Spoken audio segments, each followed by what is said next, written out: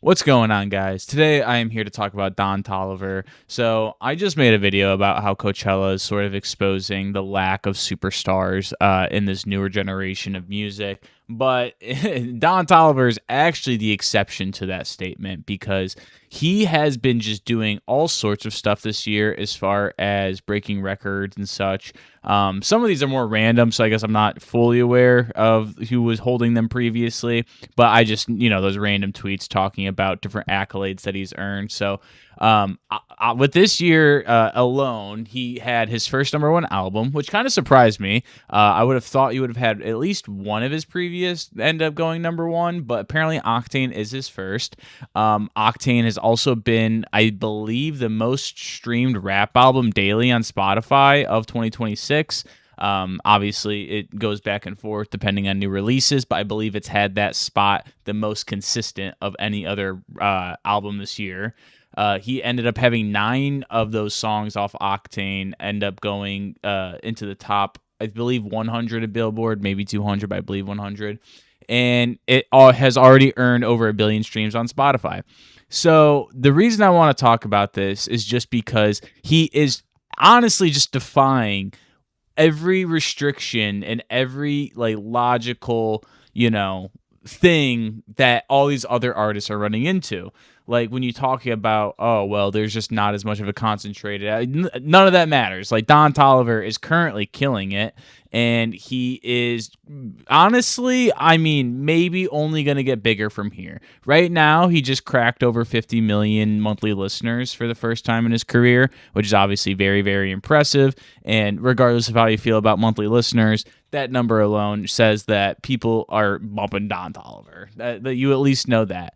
And so now it's just a question of where to go from here. Like, what's next for Don Toliver? Obviously, that album just came out a couple months ago, so I'm not expecting anything from him for another year or two, maybe more, honestly. Maybe he decides to take more of an extended break and do some side projects or something like that. But I would say he's kind of in no rush because he's in a spot in his career where he's got how many albums?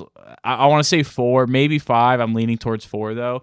So he's got a good amount of music out, whether it be him being featured on other people's albums or his own songs and stuff like that. He's got a catalog, at least, which I feel like is where a lot of artists end up kind of making the mistake of taking too long. Like you have to have a solid catalog, really, for people to keep in rotation to kind of stay on their minds. Like if you only had one album and then you disappear for 8 years, like, okay, like that's kind of tough. Like the odds of you retaining that audience pretty low. But Don Toliver obviously has a pretty decent fan base. Like I feel like they are a fairly vocal and visible fan base on the internet when you're looking at different artists and just the level of outspokenness that their audience has. Don Toliver's, I feel like, trends towards the louder on that spectrum.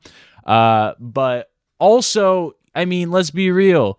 I mean, Don Toliver has all the connections with Cactus Jack, so it's like he's kind of chilling right now between riding high off of Octane. Not to mention, I'm sure he'll end up just kind of still staying fairly active as far as dropping features and random songs here and there. Like he's probably good for at least some consistent dropping between now and his next album, even if it isn't anything crazy. But honestly, I'm just very, very looking forward to how he ends up carrying this into that next album.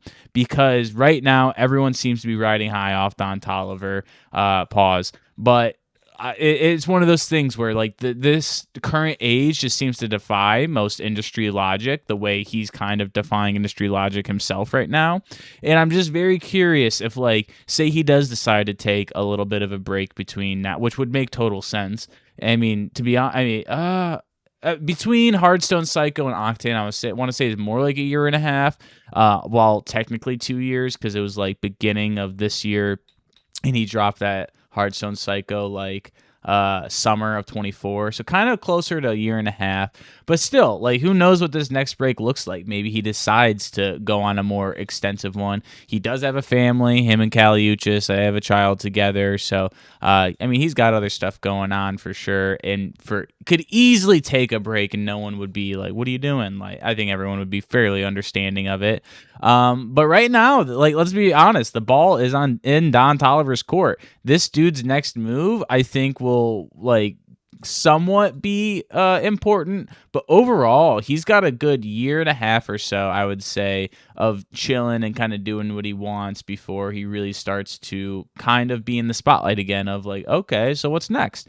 And even that is like a year and a half, just whatever time, like that's just such a short amount of time to really produce a truly creative work. I'm not saying it's impossible, but just like the way that we kind of put artists on that type of timer, like the moment it's been like a year or two, like, okay, well, what's next, you know?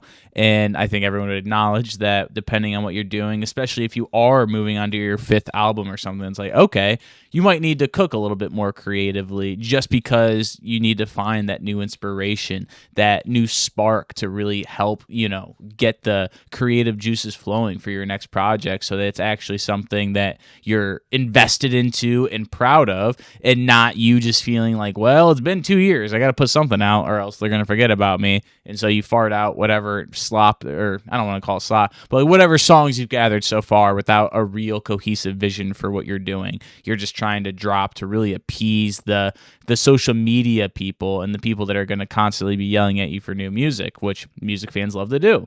So I'm very, very happy that Don Toliver is getting the success, because honestly, dude does not have a bad album in his catalog. I don't think that's a crazy take, especially if you really go back and look. He's got a very, very solid track record. So between that and just obviously Octane is doing its thing as far as numbers and is his most commercially successful album to date, I'm thinking that Don Toliver is gonna be chilling for a little bit. But I'm very, very curious as to what these next moves are gonna look like for him in the coming years as his next project kind of starts to take shape.